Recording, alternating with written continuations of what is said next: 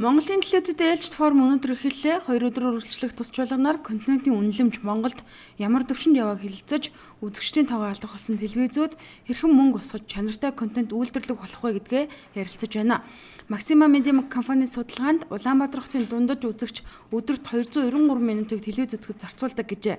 Энэ нь өмнөх 2014 онтой харьцуулахад 10 минутаар буюу 3%-аар буурс үзүүлэлт юм а. Зөвхөн рекламынхаа орлогоор ажилчдаа цалинжуулж мэдээ нэвтрүүлгээ үйлдвэрлэдэг телевизүүд ингэж үзэгчгүй болсон нь хөрөнгөө болсонтой холбоотой гэж телевизийн захирлууд ярьж байна. Техник технологийн хөгжлийг харуулсан сайн чанартай контент телевизүүд хийдэг болохын тулд үзэгчдээс мөнгө авдаг болох хэрэгтэй. Ингэхдээ телевизүүдийн уран бүтээлчдийн бэлтгэж хийсэн бүтээгдэхүүнийг дамжуулдаг оператор компаниудын үзэгчдээс авдаг төлбөрийн тодорхой хувийг үзэгчдийн шалгуураар телевизүүд хуваа авах нь зөв. Муу мэдээ нэвтрүүлэг хийсэн нь огт мөнгө авдаггүй, сайн бүтээл тойруулсан нь мөнгөний ихэнхийг авдаг байх зарчмаар орлогоо шудраг хуваадаг болохыг зарим телевиз удирдлагууд санал болгож байна. Хэрвээ үзэгч бол телевизэд миний мөнгөний жоохон жиск нь очиж байгаа юм байна. Гэх юм бол үзэгчид телевиз нарт хариуцлага тооцож эхэлнэ. Яаж хариуцлага тооцох юм бэ гэхээр заавчлаар энэ сувгийг манай юунаас хасчаараа гэрэнээс. Яг би хизээж үздэггүй. Бид нар утгагүй сувгууд учраас гээд хасуулчих гэм боломжийн л үгүй гэж аахгүй. Би энэ 10 Монгол сувгийг бол яг үздэг. Энийг бол би байлгая.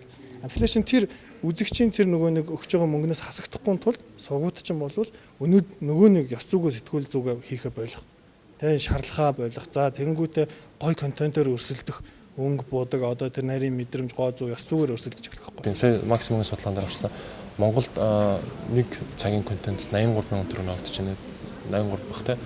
Гэтэл Naruto гэдэг Google-д Японд хийхэд нэг ангийн 150 мянган доллар хийж таа. Тэгэхээр энэ 150 мянга болио гэж ядаж Монголд нэг цагийн одоо контентыг 2 сая төгрөгөөр ч юм уу $1000 хийдэг л болох хэрэгтэй байхгүй. Тэгжээж энэ ч цаашаа урагшаа. Тэгэхээр доо саяны миний хэлдэг нэг 3 суурь асуудлыг шийдэх хэрэгтэй ба. Эхнийхэн зохиогч хэрэгтэй хэлэхэд хоёр дахь нь бол энэ рейтинг дээр суурьсан орлого хуваах зарчим. Гурав дахь нь бол энэ эцсийн хэрэглэгчээс тодорхой хэмжээний орлогыг рейтингээр дамжуулж авдаг гэдэг. Зохиогчийн эрхийн тухай, оюуны өмчийн тухай ойлуудыг яаралтай шинжлэх шаардлагатай. Цаашаа зохиогчийн эрх зөрчигдсөөр байвал хэвлэл мэдээллийн салбарын чанарын талаар ярилцдаг. Зохиогчийн эрхийг сайтар дээдлээд явбал чанаргүй телевизийн тоо зөөр нь хэвлэлийн салбар туваарлах төсөв, сурталчилгааны хүртээмж нэмэгдэнэ. Мөн аль сувг нь их үзэгчтэй, үзэгч ямар телевизийг илүү сонгож байна гэдгээр нь үзэгчээс авах орлогыг хуваарлаад явах нь энэ салбарын хөгжлийг тодорхойлох хамгийн энгийн арга зохилох нэ. Бид нар өнгөрсөн хугацаанд өргөн нэвтрүүлгийн хуульгүй явж ирсэн байхгүй. Тэгэхээр одоо бид бүх одоо тоглолтууд ямар ч хуульгүй явж байна гэсэн. Тодорхой нөхцөл шаардлага дүрм журмын хэмжээнд зохицуулагдаж явж байна. За ер нь олон улсад үүсэх нь заавал хуультай байдаг.